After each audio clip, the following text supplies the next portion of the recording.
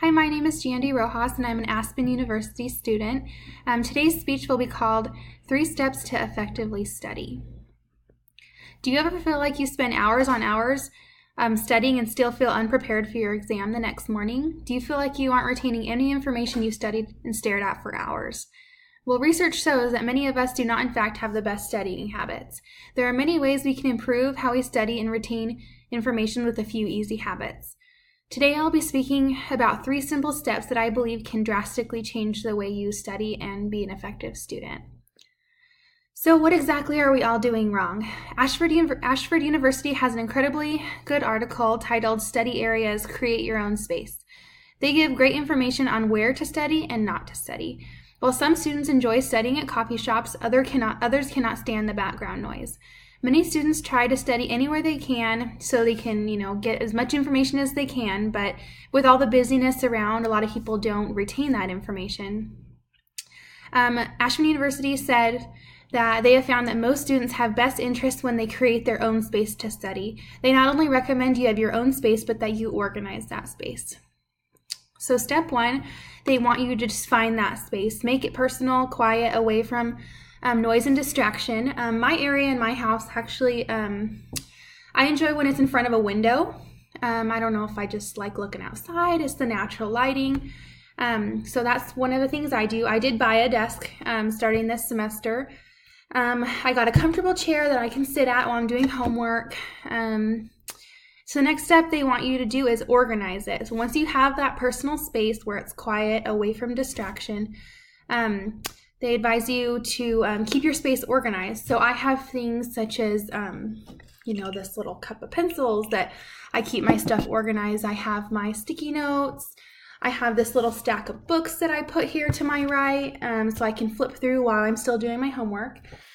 This is a huge help for me. This is my calendar. All my notes, all of the due dates for all my assignments are on here. I also just try to make sure I have everything I need here, so I'm not running around forgetting things. This is my personal space, and I like that it's quiet and away, and these are just a few things that I've done to help me stay organized.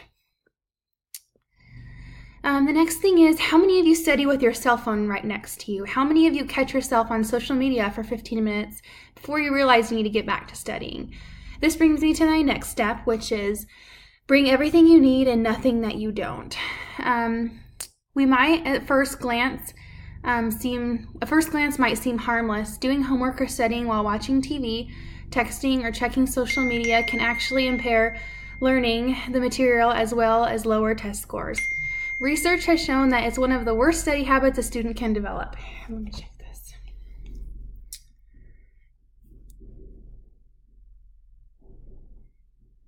Oh, sorry about that.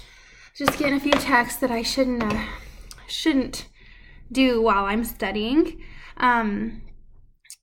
So research has shown that it's one of the worst study habits a student can develop is having distractions next to you. You see how easily distracting that could be if you just have your phone right next to you. Immediately your mind turns off what you're doing and you've got to check your phone. Have any of you tried multitasking? I wouldn't say that any of us are experts at it. Think about if you're at work. Do you enjoy talking on the phone with the customer, your coworker trying to talk to you, and also working on a presentation for tomorrow's meeting all at the same time? Do you work better when you're working on one thing at a time, or do you enjoy doing 3 things at once? I feel it's important that we give each task its own time. We'll be more successful and more efficient when we put all of our focus on one task at a time. How well do you actually retain the information when you're stopping and, checking your Facebook, checking your Instagram while you're trying to study? It completely takes your mind off of what you're doing. Victoria Ridout warns parents about social media multitasking, and she says, it's multitasking while learning that has been the biggest potential downside, she says. While being distracted by technology, there are a few negative outcomes, probably a lot of negative outcomes, but here are just a few. Assignments, they take longer to complete when you're distracted. They impair the memory. Mental fatigue leads to more mistakes, and there's just less retention. How many of you ever feel energized and mentally prepared to study? Like you're just so ready? I know I don't, and I don't think many of you do. So the next step is how you study. Your mindset is very important when you go to study.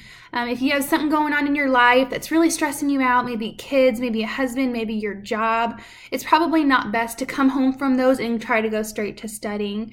If you can't force yourself to mentally be ready to study, it might sound silly, but you must take time out the day specifically for studying. And then, if you don't feel like you're mentally ready, then just, go do something else, maybe deal with whatever's bothering you and come back when you're in that certain mindset. They also recommend that you indulge in things that might help you relax and clear your mind before studying. Something I do is I have this salt lamp here that I always keep on my desk. Whether it works or not, I find it very calming to light it up and turn it on while I'm studying. Another thing they recommended is essential oils, maybe lighting a candle, and then the natural sunlight that I really enjoy having while I'm studying. Let's see. Also, there's a few mental preparation techniques that I was reading about.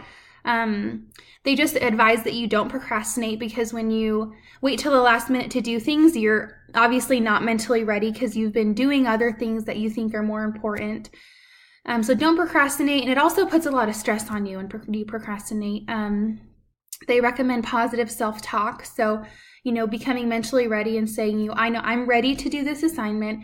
I have nothing else that needs to be done, or, just telling yourself that I'm ready, I can do this.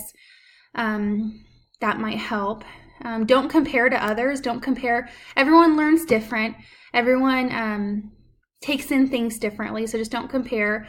Visualize your day. Maybe you're studying, preparing for a test tomorrow, and visualize your day. How are you going to wake up? How are you going to schedule your day out so you're mentally prepared for that test as well? And also just avoid the negative people and negative talk that might be bringing you down. So in conclusion, if you're studying and if you're struggling with studying and retaining information, then I guarantee if you follow a few of these steps, your homework test scores and mental clarity will all positively increase. As I have explained today, if you choose to apply these 3 studying steps, then you'll have positive impacts. If you create a great location for your studies, bring everything you need and nothing that you don't, and approach studying with the appropriate mindset, then you'll see drastic changes. Now go get you a desk, organize it, clear your mind, and start studying. Thank you.